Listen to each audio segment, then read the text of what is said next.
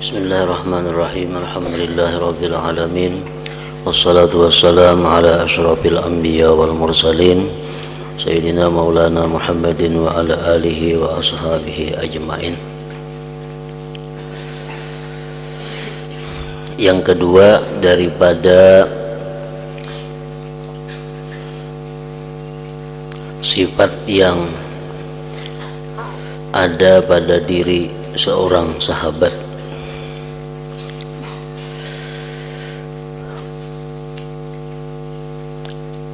yaitu orang yang baik akhlaknya. Pertama, kalau kita mencari sahabat, mencari kawan, orang yang berakal. Yang kedua, orang yang baik akhlaknya.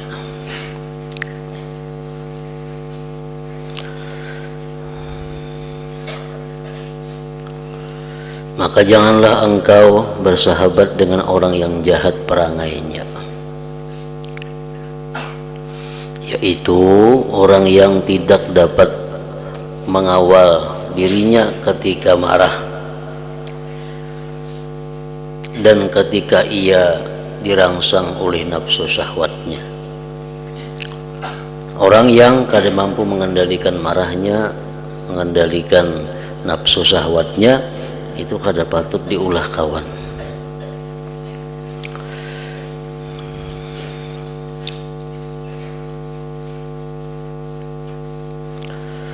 Dan Sayyidina Alqamah telah menghimpunkan segala akhlak yang baik dalam wasiatnya kepada anaknya ketika ia hendak mati. Alqamah berkata,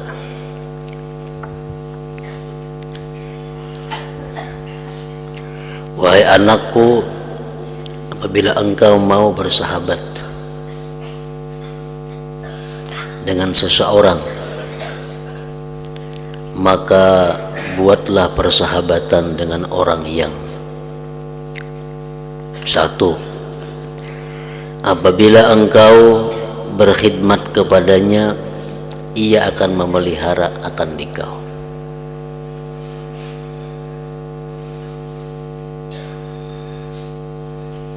Bila mana engkau berkhidmat dengan dia, inya bisa menjaga kita. Kalau kita membantu inya, menolong inya, maka inya bisa menjaga kita. Yang kedua, apabila engkau bersahabat dengannya, maka bertambah nilai dirimu.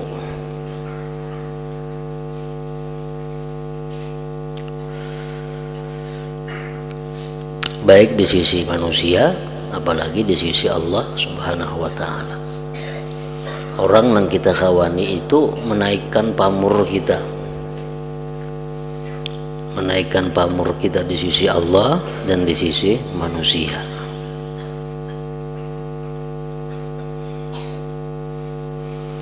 Yang ketiga, apabila engkau ditimpa kesusahan, ia akan turut sama menanggung kesusahanmu.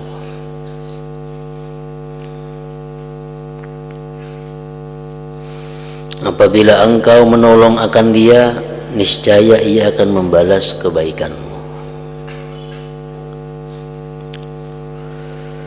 Apabila ia melihat akan kebaikan daripadamu, niscaya mengambil kira ia akan dia, memperhitungkan dia akan kebaikan itu.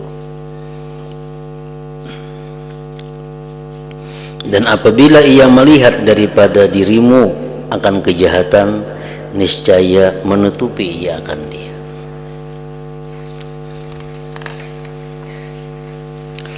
Apabila engkau berkata, niscaya membenarkan ia akan perkataanmu. Apabila engkau mengusahai akan sesuatu perkara, niscaya menolong ia akan dikau. Apabila engkau berselisih dengannya pada sesuatu, niscaya melebihi ia akan dikau, mengutamakan akan dikau. Nah, itu wasiat daripada Sayyidina Alqamah kepada anaknya kalau ingin mencari sahabat, mencari kawan. Dan berkata Sayyidina Ali bin Abi Thalib karramallahu wajhah, inna akhakal haqqa man kana ma'ak mumayyadur nafsahu liyanfa'ak wa man idza raibuz zamani sadda'aka syattata fika samlahu liyajma'aka. Artinya, ujar Imam Ali karramallahu wajhah, saudaramu yang sebenarnya ialah orang yang selalu menolongmu di waktu senang dan susah, dan ia sanggup berkorban karena memberi manfaat kepadamu, dan ia sanggup memecahkan segala urusannya karena menolong engkau dalam menghadapi segala bala dan ujian. Itulah sifat-sifat baik akhlak yang mestinya ada pada diri sahabat kita, kawan kita. Yang ketiga, orang yang dijadikan kawan itu orang yang saleh.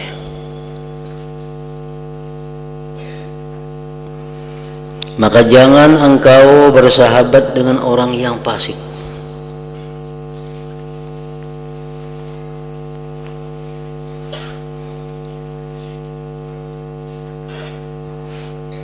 Yang selalu mengerjakan dosa yang besar.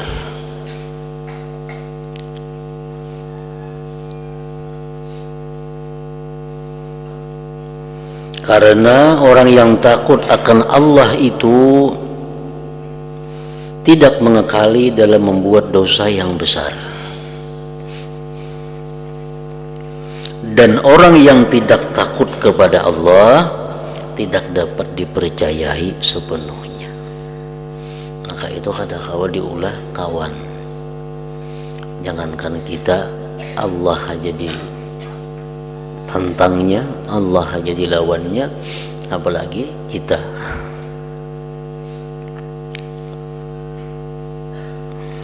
Bahkan pendiriannya tidak tetap,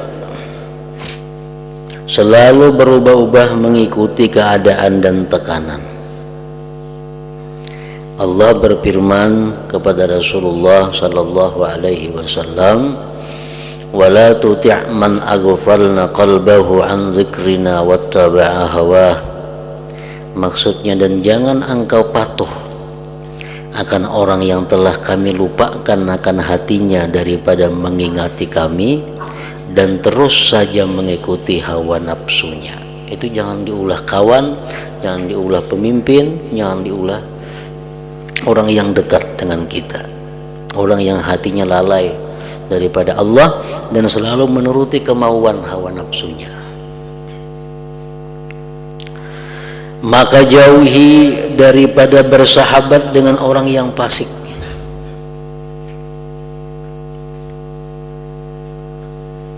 Karena berterusan melihat perkara-perkara yang fasik dan maksiat itu akan menghilangkan kebencianmu terhadap maksiat tersebut, lalu akhirnya engkau merasa ringan memandang maksiat.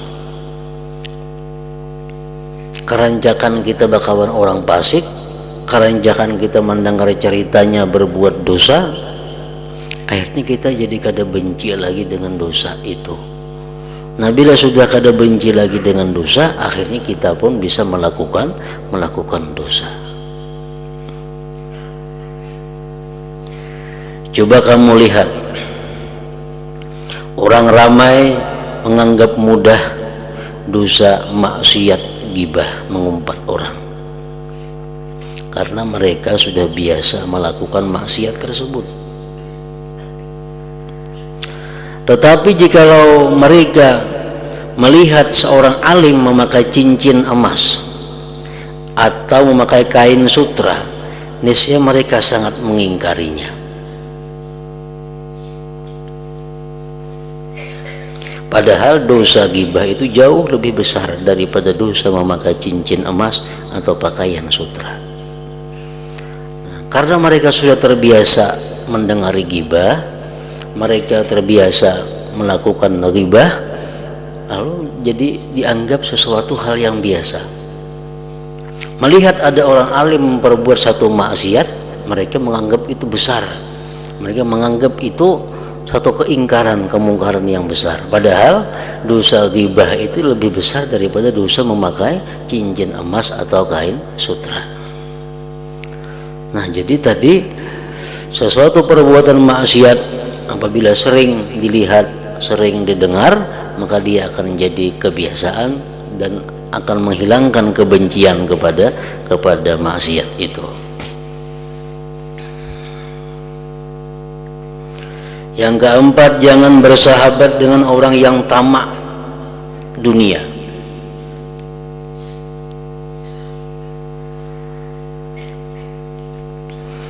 Jangan engkau bersahabat dengan orang yang tamak dunia, karena bersahabat dengannya adalah racun yang dapat membunuh. Karena tabiat itu cepat sekali meniru dan mengikuti tabiat yang lain, dan perangai yang baik cepat sekali berubah menjadi jahat. Perangai yang baik, tapi karena selalu berkawan dengan orang yang kada baik, itu mudah yang baik itu mengikuti yang kada baik. Nah, sedangkan orang yang kada baik itu lambat berubah walaupun dia berkawan dengan orang yang baik. Dan perangai yang baik cepat sekali berubah menjadi jahat, sekira-kira kita tidak menyadarinya.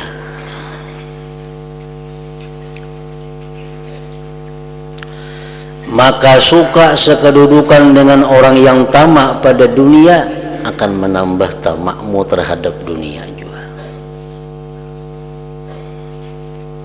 Dan sebaliknya, suka sekedudukan dengan orang yang zuhud akan menambah zuhudmu daripada dunia juga.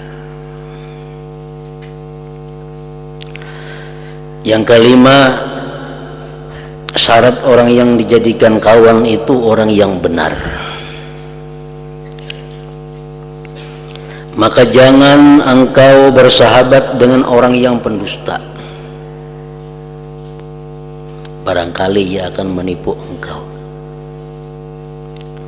karena ia laksana fata morgana yang seakan-akan mendekatkan yang jauh atau menjauhkan yang dekat.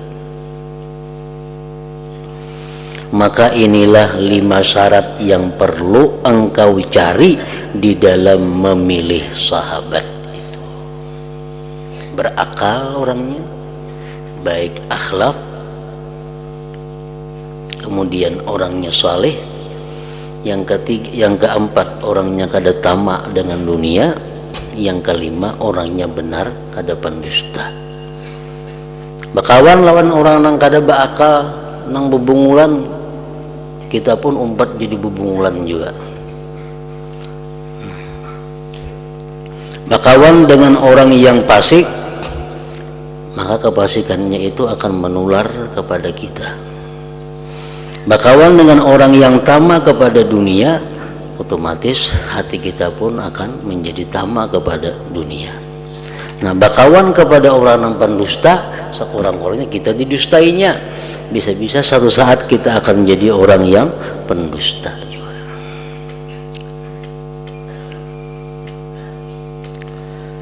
Maka inilah 5 syarat yang perlu engkau cari di dalam memilih sahabat. Barangkali engkau susah, barangkali susah engkau mendapatkan orang yang memiliki kesemua sifat-sifat ini.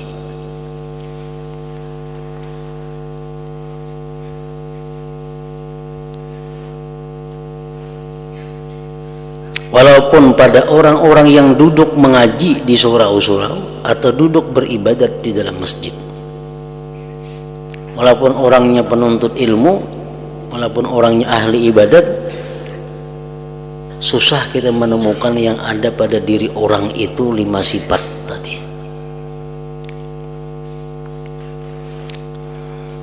Oleh itu, tiada ada jalan bagimu kecuali engkau memilih satu di antara 2 jalan.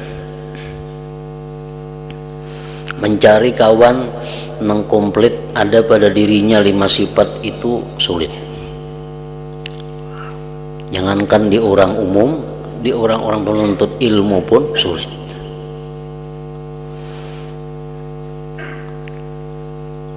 jadi kada ada jalan lain bagi kita selain dua jalan kalau hendak selamat. Pertama, beruzlah, yaitu mengasingkan diri daripada orang ramai, karena disitulah letaknya keselamatan.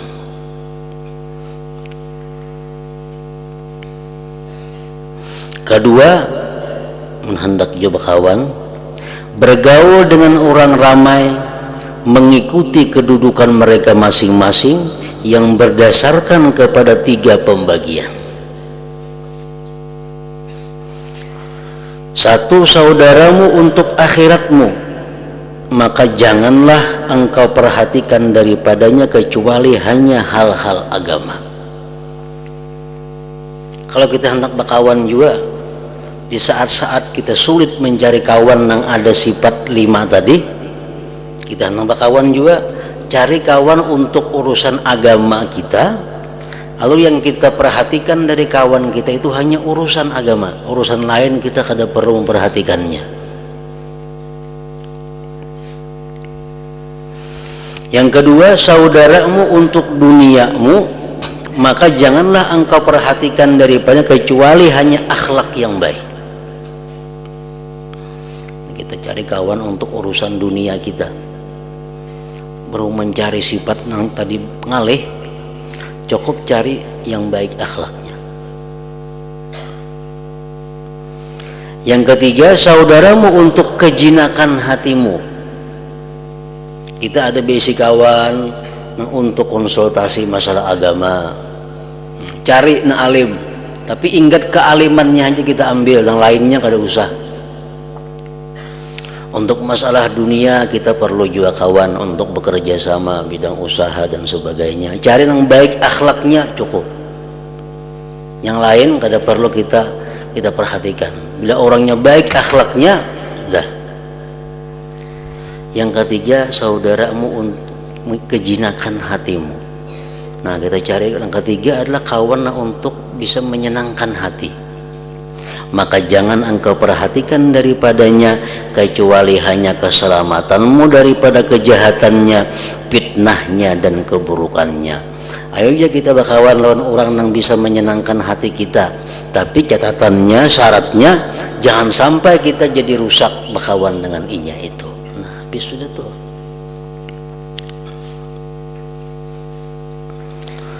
Dalam perumpamaan lain, manusia itu terbagi kepada 3. 1, orang yang seumpama makanan asas, makanan pokok yang tidak boleh tidak daripadanya. Ada manusia, nang manusia itu bagi kita laksana makanan pokok. Manusia itu bagi kita sesuatu yang sangat penting. Mun kadadainya kita sangat sulit. Yang kedua, orang yang seumpama obat yang diperlukan pada masa-masa tertentu saja, bukan setiap masa. Nah, kita mesti ada juga isi orang jenis manusia yang laksana obat, yang kita hanya perlu kepada orang itu dalam keadaan-keadaan tertentu. Yang ketiga, orang yang seumpama penyakit, manusia yang seumpama penyakit yang perlu dihindari daripadanya. Nah, jadi 3 macam jenis manusia di tengah-tengah kita. Ada manusia yang selalu kita butuhkan setiap saat, ada manusia yang kita butuhkan sewaktu-waktu, ada manusia yang mesti dihindari sejauh-jauhnya. Jadi manusia ada laksana makanan pokok, ada laksana obat, ada laksana penyakit.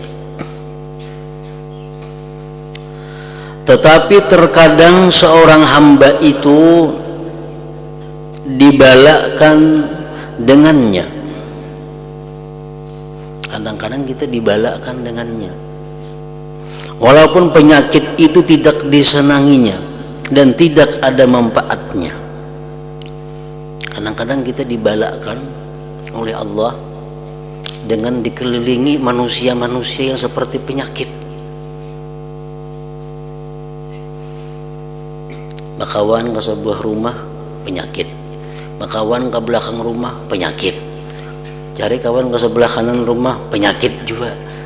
Cari kawan ke sebelah kiri rumah, penyakit juga. Nah, kita dibalakkan dengan manusia-manusia yang seperti penyakit. Maka perlulah seseorang itu mengambil langkah-langkah yang bijak supaya ia dapat selamat daripadanya.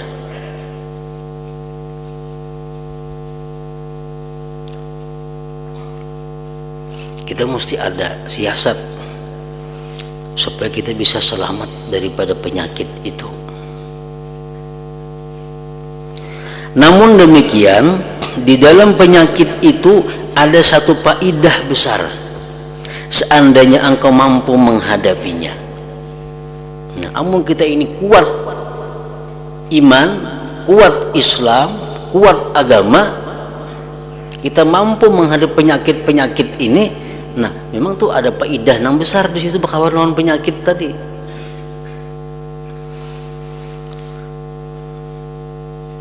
Yaitu apabila engkau coba memperhatikan keadaannya dan kesan yang buruk, lalu setelah itu engkau pun menjauhkan diri daripadanya. Nah, itu selamat aja. Kalau kita orang yang punya pendirian yang kuat dalam agama, ayo kita bakawan penyakit pada Bapak. Bila sudah macam membahayakan, kita ampi bakawaninya. Selama kita masih bermanfaat bakawaninya, kita masih bakawaninya. Nah, itu kalau kita punya pendirian, punya iman yang sudah kukuh di dalam diri kita, nang kada mudah tergoda dengan kejahatan-kejahatan itu. Pernah orang bertanya kepada Nabi Isa alaihissalam, siapa sebenarnya yang mengajarkan adab-adab kepadamu? Beliau lalu menjawab, tidak ada seorang juga pun yang mengajarkan adab kepadaku.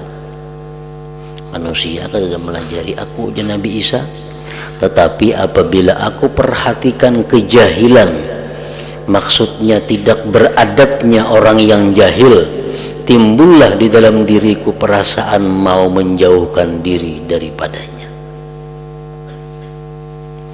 Sungguh benar perkataan Nabi Isa alaihissalam itu. Jikalau orang ramai menjauhkan diri daripada membuat apa-apa yang mereka benci, orang lain membuatnya terhadap diri mereka. Niscaya sempurna sekalian adab dan masyarakat tidak perlu lagi kepada orang yang mengajarkan adab kepada mereka. Seandainya setiap manusia ini mau menjauhi apa-apa yang ada pada diri orang yang jahat itu, niscaya masyarakat kada perlu lagi belajar kepada guru yang mengajarkan itu. Setiap perbuatan yang jahat daripada orang ditinggalkan, setiap perbuatan yang kada beradab daripada orang dijauhi.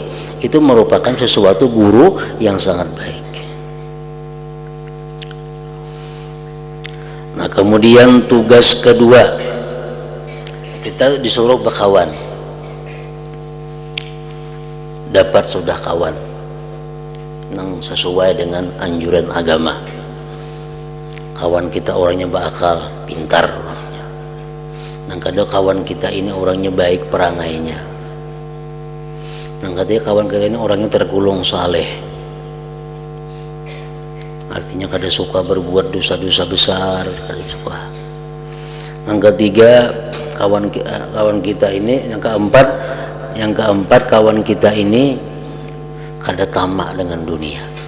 Hidupnya zuhud, hidupnya qanaah. Yang kelima, kawan kita ini orangnya jujur, kada mau mendustai kita, membohongi kita. Dapat sudah kawan seperti itu. Nah, lalu tugas kedua, cara menunaikan hak persahabatan. Itu masing-masing kita lawan inya ada hak yang mesti ditunaikan. Kayak orang laki bini ada hak nang masing-masing ditunaikan. Ibu lawan anak, bapak lawan anak ada masing-masing hak nah harus ditunaikan. Guru lawan murid, murid lawan guru ada masing-masing hak yang dilaksanakan. Nah antara kita lawan kawan pun ada juga kewajiban hak masing-masing.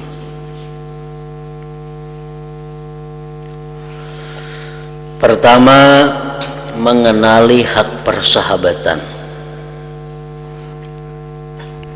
Apabila telah terjalin persahabatan antaramu dan sahabatmu, maka wajiblah ke atasmu menunaikan beberapa hak persahabatan, dan wajib pula dijaga adab-adab dalam menunaikan hak itu.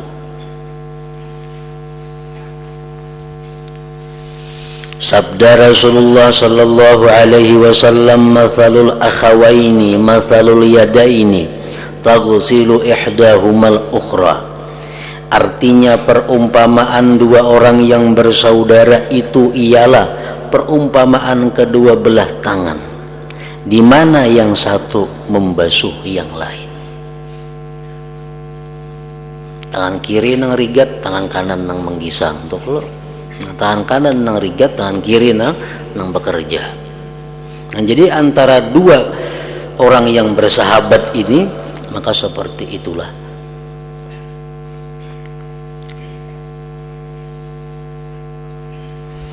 Dan pada suatu ketika Nabi Shallallahu Alaihi Wasallam pernah masuk ke dalam hutan. Lalu beliau mengambil dua bilah kayu,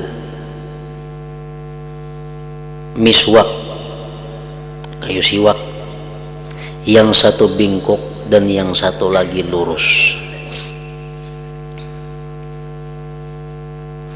Dan adalah bersama Rasulullah Sallallahu Alaihi Wasallam pada ketika itu beberapa orang daripada sahabatnya. Kemudian lalu Nabi Sallallahu Alaihi Wasallam memberikan kepada salah seorang sahabatnya kayu siwak yang lurus, dan beliau menahan kayu siwak yang bingkok untuk kegunaan dirinya sendiri. Nang baik sidin beriakan lawan sahabat, sidin tinggal nang bingkok. Maka sahabat itu lalu bertanya, ya Rasulullah, sebenarnya engkau lebih berhak untuk mengambil kayu siwak yang lurus ini daripadaku. Lalu Rasulullah SAW menjawab, ma min sahibin yazhabu sahiba walau sa'atan min naharin illa su'ila an suhbatih hal aqama fiha haqqallahi ta'ala au adha'ah. Artinya tidak ada seorang jua pun yang bersahabat dengan orang lain walaupun hanya satu saat saja, kecuali ia akan ditanyai pada hari kiamat nanti daripada hak persahabatannya itu. Apakah ia telah menunaikan padanya hak Allah ataukah tidak? Jadi kita di akhirat, di hadapan Allah akan dipertemukan dengan sahabat itu. Masing-masing akan ditanyai oleh Allah, apakah ini sudah membiriskan hak persahabatan kepadamu? Saya pun ditanyai seperti itu juga.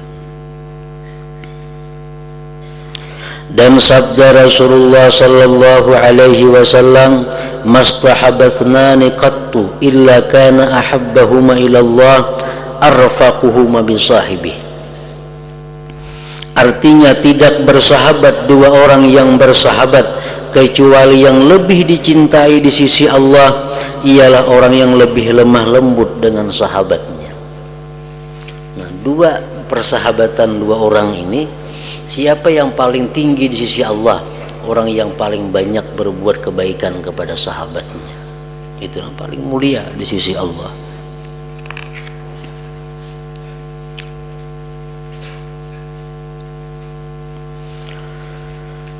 Kedua, adab-adab bersahabat. Seorang sahabat mestilah menjaga adab-adab terhadap sahabatnya, yaitu bahwa ia satu, mengutamakan sahabat dengan harta bendanya. Jikalau ia tidak kuasa berbuat demikian, maka sekurang-kurangnya hendaklah ia memberikan kepada sahabatnya apa yang lebih daripada hajat dirinya.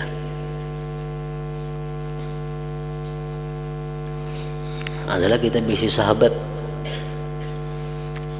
Jadi ngaran sahabat itu ya macam itu. Kalau urusan harta benda lebih mengutamakan sahabatnya daripada dirinya sendiri. Nah, contohnya, biar seorang umpamanya bersepeda, karena sahabat nak minjam sepeda motor, kita injami sahabat sepeda motor biar seorang bersepeda berjalan. Nah, itu contohnya.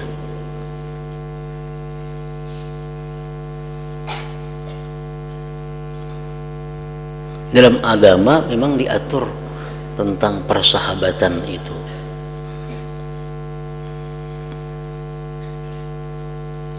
Karena orang yang dapat menunaikan hak persahabatannya ini, dia akan mendapat naungan di hari kiamat, di mana hari yang tidak ada naungan kecuali naungan Allah Subhanahu wa ta'ala. 2. Menolong sahabat dengan diri pada segala hajatnya dengan cara bersegera sebelum berkehendak sahabatnya bahwa ia meminta tolong akan dia. Kada perlu sahabat ini minta tolong, kita sudah memberi pertolongan. Kalau sahabat ini dalam kesusahan, kada perlunya berucap minta, sudah diberi. Nah, itu hak persahabatan.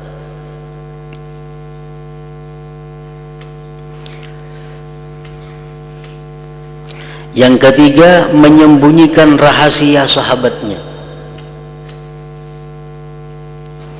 Yang keempat, menutup keaiban sahabatnya. 5. Berdiam daripada menyampaikan perkataan orang lain yang mencela sahabatnya.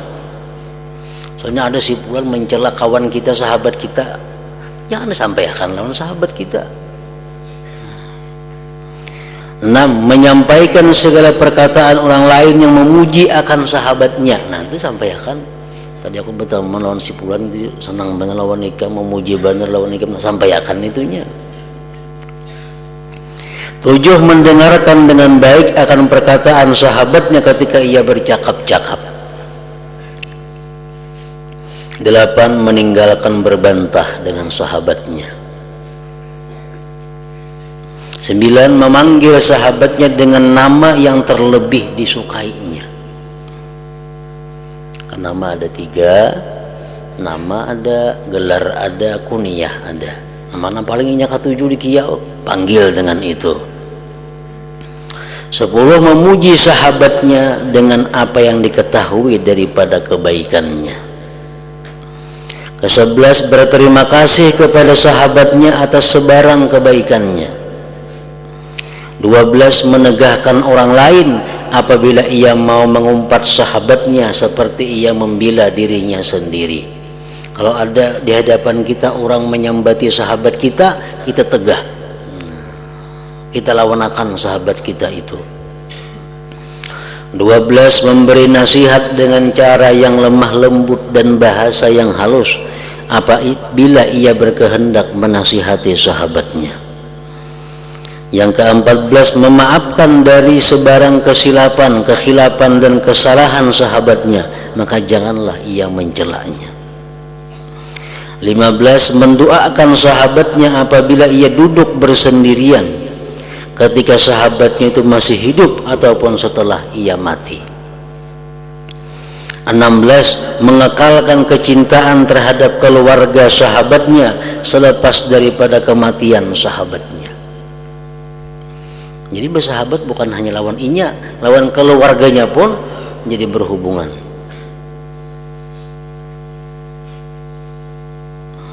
Jangan suka memberatkan sahabatnya dengan beban dan tanggung jawab, bahkan hendak ia meringankan daripadanya supaya ia senantiasa senang hati kepadanya. 18. Menyatakan rasa kesukaan dengan segala yang menyukakan hati sahabatnya dan juga menyatakan rasa kesusahan pada segala yang menyusahkan hati sahabatnya. 19. Menyamakan antara hakikat kecintaan yang wujud di dalam hati dengan apa yang nampak di luar. Maka dengan ini barulah kecintaan itu dianggap benar. Antara hati dan perbuatan sama di hadapan sahabatnya. 20. Memulakan memberi salam ketika ia menemui sahabatnya. 21. Meluaskan tempat duduk kepada sahabatnya ketika ia masuk ke dalam majlis, dan hendaklah ia berpindah daripada tempat duduknya itu ketika yang ke tempat yang lain ketika ia tidak dapat berbuat demikian. 22. Hendaklah ia bangkit menghantarkan sahabatnya itu sehingga sampai ke pintu rumahnya ketika keluar ia dari rumahnya. 23. Hendaklah ia berdiam ketika sahabatnya bercakap-cakap sehingga ia selesai daripada percakapannya, dan janganlah ia suka mencelah ketika sahabatnya sedang bercakap-cakap. Nah, 23 inilah hak persahabatan yang dijaga satu sama lain. Bila kada sanggup, kada usah beisi sahabat, kada usah beisi sahabat, karena itu akan ditanya oleh Allah Subhanahu wa Ta'ala tentang perbuatan kita dengan sahabatnya. Cukup dengan kawan seperti biasa, karena sahabat ini lebih daripada sekedar pertemanan, perkawanan. Sahabat ini ada pengertian khusus yang lebih dekat daripada kawan, daripada teman. Ringkas kata, hendaklah seorang sahabat itu bermuamalah atau bergaul dengan sahabatnya seperti cara yang ia sukai orang lain bermuamalah dengannya. Itu intinya di situ. Apa yang kita suka diperbuat sahabat kita kepada kita, hendaknya kita lakukan kepada sahabat kita. Kita sukalah amun dibiariakannya makan, suka kita biariakan makaninya. Kita sukalah amun diinjaminya ini, suka nah injaminya apa nang kita suka itu. Pokoknya apa yang kita suka daripada sahabat kita, perbuatlah itu kepada sahabat kita.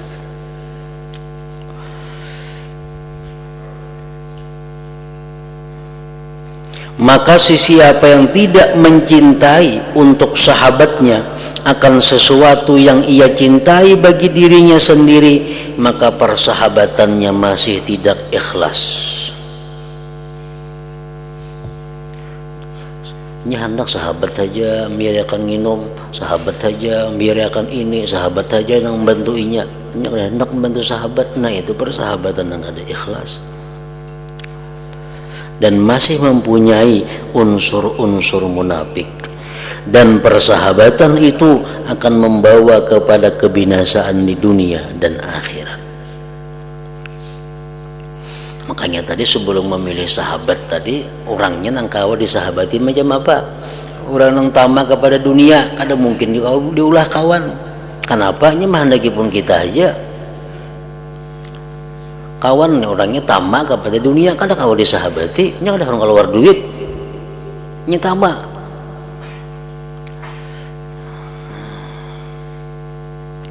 Sahabat mesti orangnya orang yang jujur. Kalau bersahabat dengan orang kada jujur, mau membunguli kita, jangan menolongi. Makanya tadi 5 itu dulu dicari syaratnya untuk dijadikan sahabat tadi. Pintarkah orangnya, baikkah akhlaknya, salehkah orangnya, benarkah orangnya. Maka inilah adab-adab yang mesti engkau jaga pada hak saudaramu yang engkau buat sahabat akan dia. Maka inilah adab-adab yang mesti engkau jaga pada hak saudaramu yang engkau buat sahabat akan dia. Nah, kemudian cara yang ketiga, adab-adab dengan orang yang kita kenali, bukan sahabat karib. Nah, kita inting sedikit. ada sahabat, ada sekedar kawan biasa. Nah kalau sahabat tadi berat tugas-tugasnya,